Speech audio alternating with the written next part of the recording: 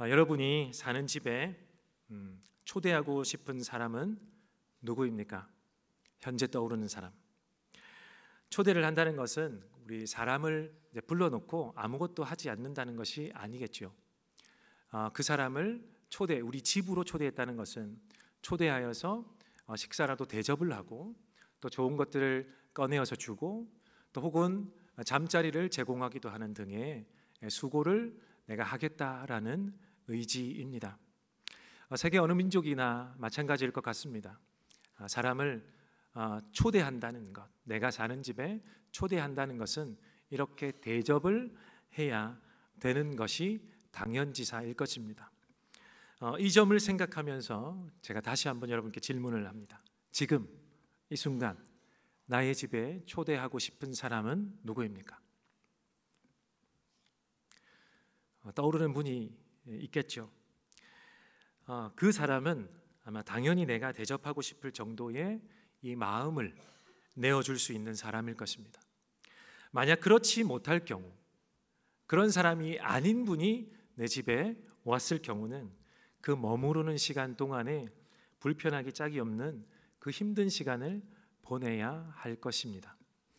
성경을 보니까, 오늘 말씀을 보니까 하나님이라고 우리와 다르지 않았습니다. 하나님은 하나님의 형상대로 사람을 창조하셨죠. 그리고 보시기에 심히 좋았다라고 평가하셨습니다. 그런 사람 아담과 하와가 어떻게 되죠? 죄를 범하게 되죠. 죄를 범하게 된 순간 내가 심히 보기에 좋았다라고 한 그 사람이 불편한 관계로 변해버렸습니다. 단 한순간, 단 한 번의 잘못으로 내가 심히 좋다고 한 그 아담과 하와가 정말 불편한 사람이 되고 말았습니다. 그래서 그 아담과 하와를 하나님이 집인 에덴에서부터 어떻게 하십니까? 내어 보내십니다. 더 이상 같이 있지 못하게 하십니다. 당시 하나님의 집은 에덴이죠. 그 에덴은 이후에 하나님의 방법과 계획대로 이 죄인 가운데 없애지 않으시고 이 사람 가운데 다른 모양, 다른 형태로 존재하게 하셨습니다. 그것이 바로 구약 초반에는 성막으로 나타나고 구약 후반에는 어떻게 해요? 성전으로 나타납니다. 이것이 하나님의 집의 다른 모습이에요. 아담과 하와처럼 죄로 물든 그리고 불편한 관계의 사람은 그리고 하나님의 이 집에 올 수 없도록 하나님이 어떻게 해요? 법을 만드십니다. 그래서 레위기 21장이나 우리 신명기 23장에 보면 몸에 흠이 있는 사람, 이 사람들은 하나님의 총회나 하나님의 집에 들어오지 못하도록 하십니다. 법을 정하시죠. 그리고 제사도 참여하지 못하도록 하셨습니다.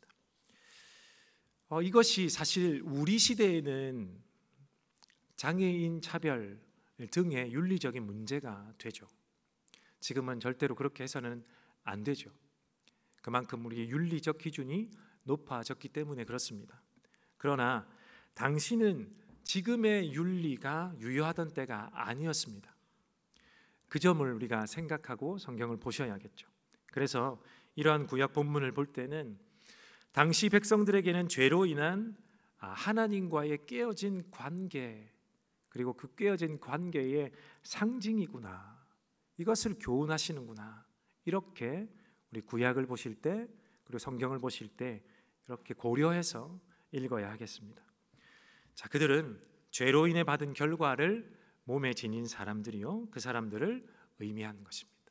그냥 대표로 상징한 것이죠. 그만큼 하나님은 죄로 인해서 불편해진 사람과는 함께 지내지 못한다라고 정해두신 것이다라는 것을 우리가 생각할 수 있습니다. 더불어 오늘 시편 15편의 내용을 볼 때 하나님은 몸으로도 마음으로도 죄를 짓는 사람, 아니면 죄를 가지고 있는 사람, 그것들을 상징하는 것을 내가 몸에 지니고 있는 사람, 마음에 지니고 있는 사람은 하나님의 집에 초대하지도, 그리고 초대하여서 같은 상을 나누는 겸상하지도 않겠다는 의지를 표현하십니다. 그래서 다윗이 오늘 본문 1절에 이렇게 묻습니다. 주님, 누가 주님의 장막에서 살 수 있겠습니까? 누가 주님의 거룩한 산에 머무를 수 있겠습니까? 자, 이 질문을 반대로 한번 해보겠습니다. 주님, 누가 주님의 장막에서 살지 못합니까? 주님, 누가 주님의 거룩한 산에 머무를 수 없습니까? 반대로 질문하면 이렇게 되겠죠. 그 답은 2절에서 5절에 나타나 있는 이 조건에 반대가 되는 사람들이겠죠. 여러분, 우리는 이러한 사람이 되십시오, 이러한 말보다 이러한 사람이 되지 마십시오 라는 것에 우리가 더 긴장하게 되고 더 빨리 반응을 하게 됩니다. 여러분, 이러한 사람이 되시기를 바랍니다, 이 말보다 이러한 사람이 되지 마십시오 라고 말하는 것이 우리를 더 긴장케 한다는 이야기죠. 그래서 제가 다윗이 던졌던 이 1절의 질문을 반대로 부정 어미를 붙여서 이렇게 질문을 해본 것입니다. 어떠한 사람이 주님의 장막, 주님의 집에 머물지 못합니까? 오늘 말씀에 나타나는 이렇게 하지 않는 사람, 예를 들면 깨끗한 삶을 살지 않는 사람, 2절에 보면 그렇습니다. 정의를 실천하지 않는 사람, 마음으로 진실을 말하지 않는 사람. 우리 4절 같은 경우는 하나님을 업신여기는 자를 경멸하고 이렇게 되어 있는데, 하나님을 잘 대하지 않는 사람, 그의 이름을 거룩하게 말하지 않는 사람, 이런 사람이 되겠죠. 자, 이런 사람, 이렇게 하지 않는 사람, 이러한 사람은 하나님의 거룩함에, 거룩성에 부합되지 않으니까 하나님이 불편해하신다. 그래서 하나님의 집에 머물 수 없다, 그 집에 거할 수 없다 라고 우리가 읽을 수 있겠습니다. 성도 여러분, 그런데 우리가 하나님을 여기까지만 이해하고 오늘 본문을 그렇게 읽는다 그러면 사실 우리는 정말 작은 부분만 알게 될 것입니다. 그리고 하나님을 정말 편협하게만 알 수밖에 없겠죠. 그런데 하나님은 그런 분이 아니시죠. 하나님은 우등생만을 우대하시고 그리고 차별하고 배제를 일삼는 그러한 하나님이 아니시라는 것, 그것 좀 우리가 다 알고 있습니다. 하나님은 어떤 분이십니까? 용서하시는 분이요, 그리고 함께 하시려고 어떠한 방법이든지 방법을 내시는 분이고, 그리고 오랫동안 참으시고 오랫동안 기다리시는 분입니다. 그래서 2절과 5절의 반대가 되는 사람은 하나님의 집에 머무를 수 없습니다만, 하나님이 그럼에도 불구하고 방법을 내십니다. 어떤 방법입니까? 딱 한 가지 방법이 있는데, 제사장을 통하여 죄사함을 받는 방법이죠. 그래서 출애굽기부터 우리 신명기에 이르기까지 하나님이 이 제사를 드릴 수 있는 사람에 대한 것, 제사를 지낼 수 있는 사람에 대한 조건, 그리고 이 백성들에게는 제사를 이렇게 드려야 한다는 수많은 법을 백성들에게 주십니다. 그래서 백성들은 죄를 지었을 때, 이 하나님의 집에 거할 수 없게 되었을 때에 어떻게 합니까? 제물을 데리고 와서, 제사장 앞에 데리고 와서 이 제물에다가 나의 죄를 어떻게 해요? 전가시킵니다. 안수하여 전가시키고 내 죄를 이 제물에게, 이 소나 양에게, 비둘기에게 이렇게 다 전가시켜서 이 양을 희생하는 방법으로 내 죄를 사함을 받았습니다.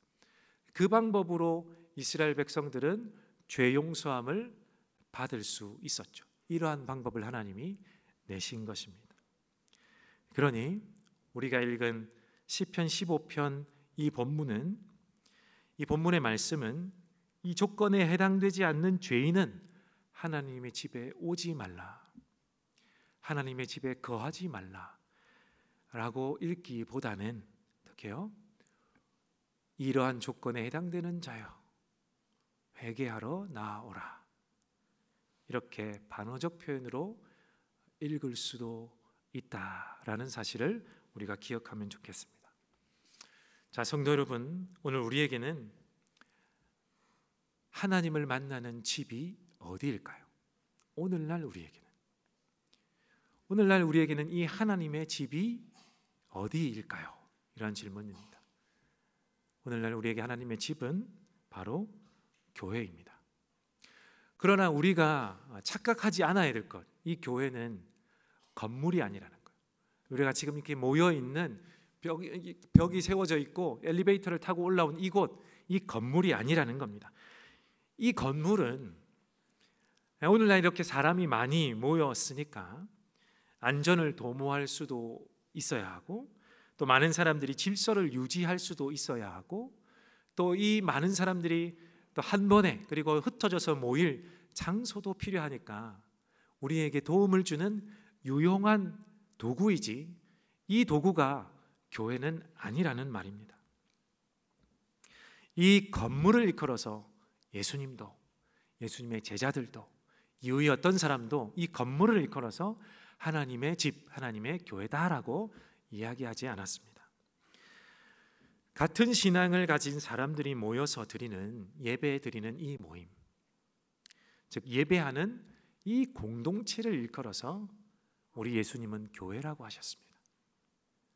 그리고 이후의 사람들도 이 공동체를 일컬어서 교회라고 부릅니다.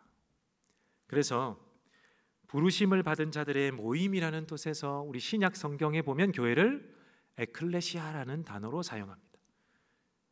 이 에클레시아라는 단어의 뜻이 부르심을 입은 자들의 모임이니까요. 이 부르심을 입은 자들이 모여서 무엇을 합니까? 예배를 드립니다. 그러니 이 예배하는 에클레시아가 바로 교회라는 것입니다. 구약의 표현으로는 에덴이요, 성막이요, 성전이다 라고 하는 것입니다. 이 하나님의 집, 오늘날 우리에게는 교회라는 것입니다. 그럼 이 교회를 지금도 여전히 에덴과 성전과 성막처럼 하나님의 집이라고 부를 수 있겠습니까? 당연히 부를 수 있습니다. 우리가 시간만 많다면 우리 에베소서를 1장 1절부터 마지막 장까지 천천히 읽으면서 제가 밝혀드리고 싶지만 그러면 반찬도 못 사고 집에도 못 가니까 대표적인 구절 몇 개만 읽겠습니다. 에베소서 4장 11절에서 12절 말씀. 그분이 어떤 사람은 사도로, 어떤 사람은 예언자로, 어떤 사람은 복음 전도자로, 또 어떤 사람은 목사와 교사로 삼으셨습니다. 그것은 성도들을 준비시켜서 봉사의 일을 하게 하고 그리스도의 몸을 세우게 하려고 하는 것입니다. 또 15절 16절입니다. 우리는 사랑으로 진리를 말하고 살면서 모든 면에서 자라나서 머리가 되시는 그리스도에게까지 다다라야 합니다.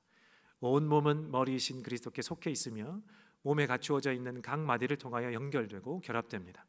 각 지체가 그 맡은 분량대로 활동함을 따라 몸이 자라나며 사랑 안에서 몸이 건설됩니다. 우리가 세번역으로 읽어서 약간은 좀 어색함이 있을 수 있습니다. 개역 개정을 보면 여러분이 익숙한 표현들이 많이 있는데, 구약에서 하나님이 사는 곳을, 하나님이 임재하시는 곳을, 하나님이 이 백성들을 만나 주시는 곳을 하나님의 집이라고 표현했는데, 그곳이 에덴 성전, 성막 이런 곳이었지 않습니까? 그러니 성자 예수, 하나님이신 예수 그리스도가 머리 되시고, 원래 에베소서의 표현대로 하면 머리가 되시고, 이런 모양 저런 모양의 성도들이 각자의 직분을 감당함으로 몸을 이루는 교회는 두말할 나위 없이 하나님의 집이라는 말씀입니다. 더 농도가 짙게, 구약보다 더 농도가 짙게 하나님의 집인 것은 그냥 임재하시는 것이 아니라 이 예수님을 머리로 직분자들이, 우리가 직분자가 되어 직분을 감당하는 이 자체가 예수 그리스도다 라고 말하는 거예요. 그러니 더 직접적으로 구약보다 하나님의 집이 바로 교회다 라고 할 수 있고 해야만 하는 것이요. 그래서 우리는 이렇게 모여서 구약의 제사의 역할을 이어받은 예배를 드리고 있는 것입니다. 성도 여러분, 그렇다면 하나님의 집인 교회가 함께 드리는 예배 가운데에는 하나님이 함께 계시겠죠. 구약의 하나님의 집에는 항상 하나님이 임재하시고 오시는 것이었으니까 지금의 하나님의 집인 교회에도 당연히 하나님이 오시겠지요? 미동도 안 하시는 이런 분위기 좋습니다. 당연히 하나님이 오십니다. 이미 오셨습니다. 안 보이는데요? 안 보이게 오셨습니다. 창세 때에 하나님이 이 모든 만물을 만드실 때 우리가 우리의 형상대로 마지막에 무엇을 만드셨습니까? 사람을 만들자 이렇게 하셨습니다. 절대 단수 표현이 아닙니다. 복수로 우리가 우리의 형상대로 사람을 만들자. 이때 삼위일체 하나님이 계셨습니다.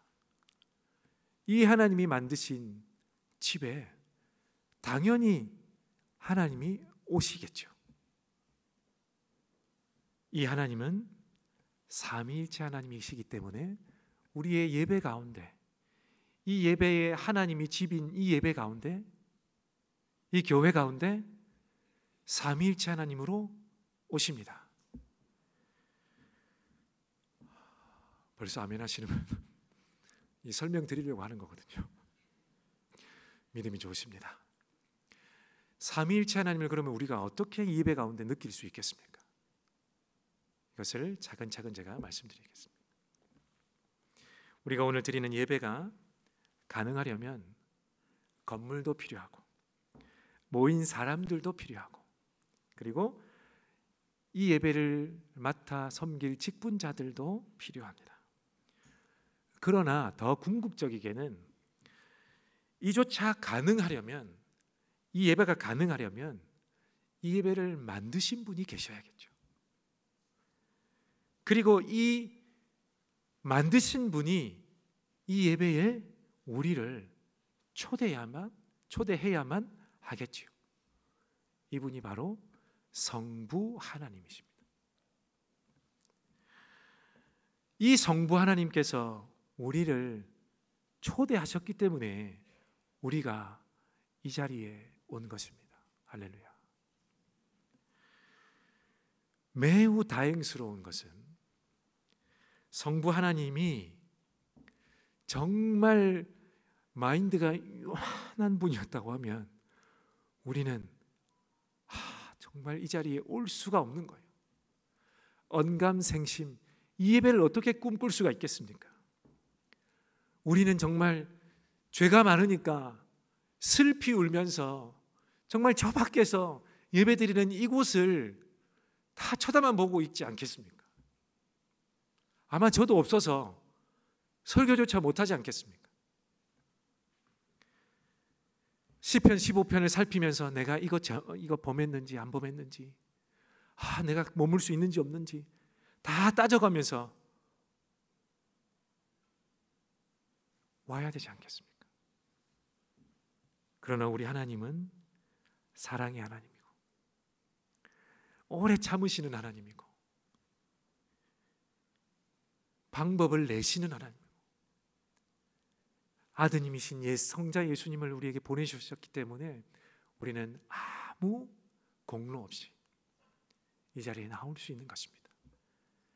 아무런 차별 없이 하나님이 우리 모두를 이 자리에 초대하신 것입니다. 이 얼마나 감사한 일입니까? 우리가 이 자리에 앉아 있다는 것만으로도 우리를 초대하신 분이 계시기 때문에 우리는 이 예배 가운데 성부 하나님을 만납니다. 할렐루야. 그리고 초대받은 우리는 이곳에서, 이 자리에서 성자 예수님을 만납니다. 어떻게 만납니까? 우리는 예수님을 말씀과 세례와 성찬으로 만납니다. 여러분, 오늘날 목사가 진짜 잘못을 많이 하더군요. 장로도 범죄를 엄청나게 많이 하더군요. 다행히 우리 교회는 안 그렇습니다. 그렇기 때문에 목사, 장로, 무용론이 나옵니다. 잘못이 많으니까 목사와 장로 제도가 필요하지 않습니다. 우리 교회는 그런 거 없앱시다. 만약에 이렇게 한다면 어떻게 되겠습니까? 사실상 성자 하나님인 예수님을 만나기 어렵습니다. 마태복음 28장 18절에서 20절 말씀을 함께 보겠습니다. 예수께서 다가와서 그들에게 말씀하셨다. 나는 하늘과 땅의 모든 권세를 받았다. 그러므로 너희는 가서 모든 민족을 제자로 삼아서 아버지와 아들과 성령의 이름으로 세례를 주고 내가 너희에게 명령한 모든 것을 그들에게 가르쳐 지키게 하여라. 보아라, 내가 세상 끝날까지 항상 너희와 함께 있을 것이다. 예수님이 마지막에 이 교회에게 남기신 유언입니다. 유언은 무엇입니까? 꼭 지켜야 하고 계속해서 지켜져야만 하는 것이 유언입니다. 예수님이 사도들에게 땅과 하늘과 모든 권세를 가지고, 즉 창조주의 권세를 가지고 이 제자인 사도들에게 말씀하신 바, 너희들은, 제자들에게 말씀하시는 겁니다. 이 사도들에게 말씀하시는 것입니다. 너희들은 가서 가능한 모든 사람들에게 세례를 베풀고 그들에게 내가 한 모든 말씀을 어떻게 지킬 수 있게 하여라. 뭡니까? 지킬 수 있게 가르치하라 라는 것입니다. 그래서 교회는 사도의 역할을 감당하는, 그 당시에는 그 사도들이 이 역할을 다 감당했습니다.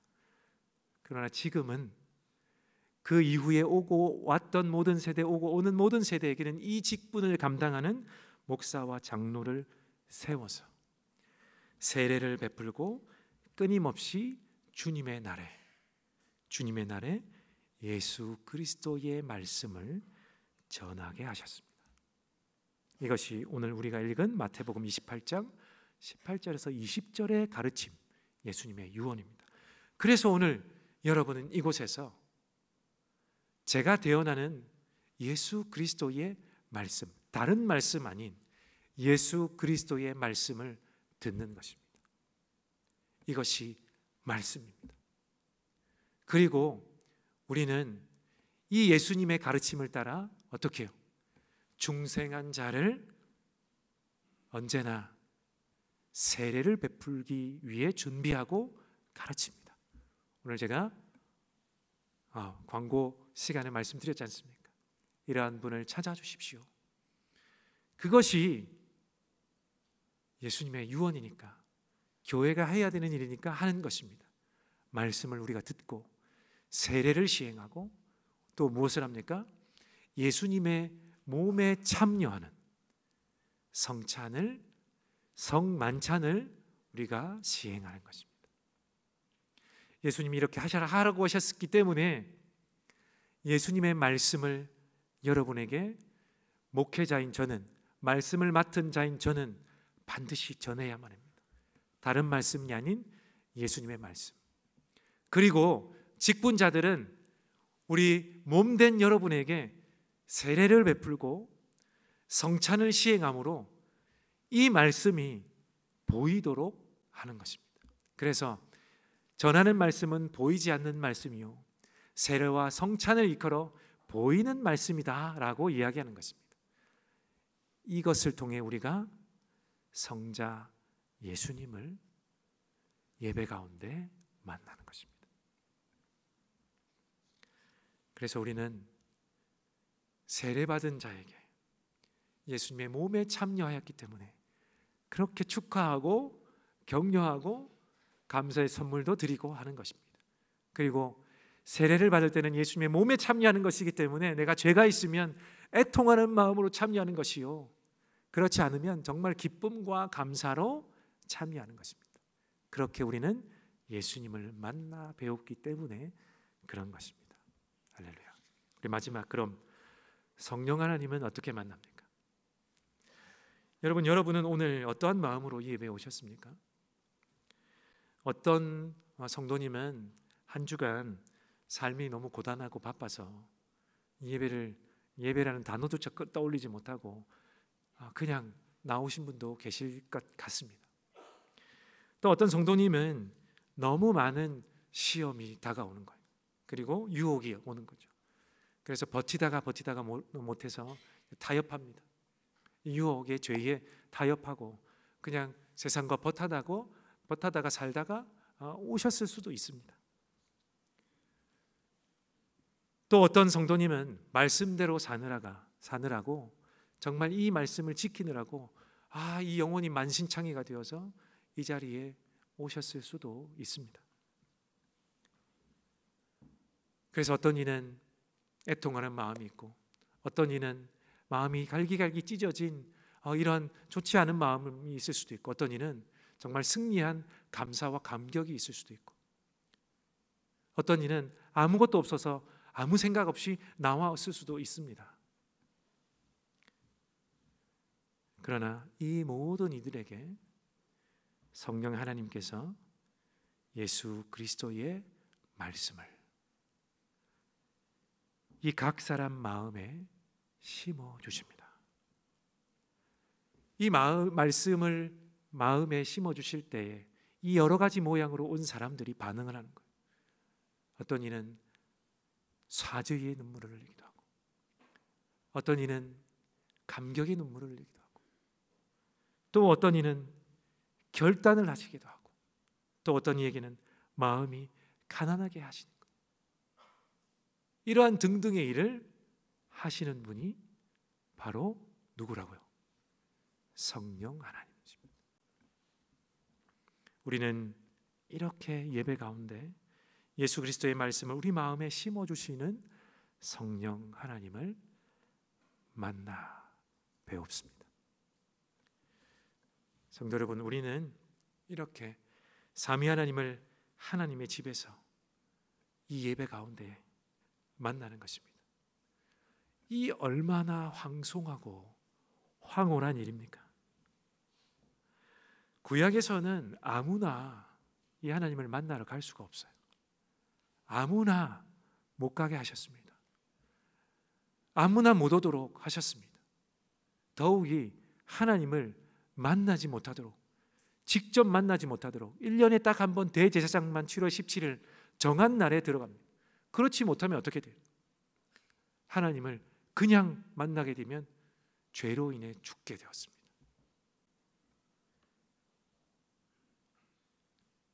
그리고 죄 때문에 만나지 못하니까 죄물을 끌고 와야 되고, 죄물에게 내 죄를 전가해야 되고, 제사를 매번 드려야 했는데, 우리는 이제 하나님의 집에 언제든 나올 수 있습니다. 하나님이 초대하시면 언제든 우리는 조건 없이 우리를 부르시기 때문에 우리는 나올 수 있습니다. 이러한 예배를 우리가 가지게 되었으니 얼마나 감사하고 얼마나 황송하고 얼마나 황홀한 일입니까? 만약 여러분 가운데 오늘 이 주일이라고 늘 가던 대로 그냥 가던 대로 버릇처럼 이렇게 오신 분이 계십니까? 뭐 아무런 찔림도, 뭐 아무런 간격도, 아무런 느낌조차도 없이 그냥 날이 주일로 바뀌었으니까 오신 분이 계십니까? 그동안 그러한 분은 이 삼위 하나님을 만나지 못한 것입니다. 그런데요, 괜찮습니다. 다행이죠. 괜찮습니다. 오늘 시편 15편이 말씀하시는 주님의 장막에, 주님의 거룩한 산에 머물 자, 그 자가 바로, 그 사람이 바로 나라는 사실을 지금부터 아시면 됩니다. 그리고 예배 가운데 임하시는 그 삼위일체 하나님을 지금부터라도 만나시면 됩니다. 매주 돌아오는 예배에 기대함으로, 감격함으로, 또 때로는 죄 가운데 있었다 그러면 찢어지는 마음으로, 애통하는 마음으로, 참회하는 마음으로 나오시면 됩니다. 이 가운데 우리는 삼위일체 그 하나님을 만나 배웠기 되기 때문에 우리가 그런 예배로 우리가 삼으시면 되겠습니다. 이 자리를 나가실 때 우리 한 주를 준비하면서, 한 주 사시면서 내가 다음 예배, 다음 이 주일에 주님의 날의 예배를 준비하면서 이러한 예배를 사모하시는 저와 여러분이 되시기를 간절히 축원합니다. 지금 성령께서 여러분 한 사람 한 사람 마음에 오늘 이 말씀을 새겨 주실 줄로 믿습니다.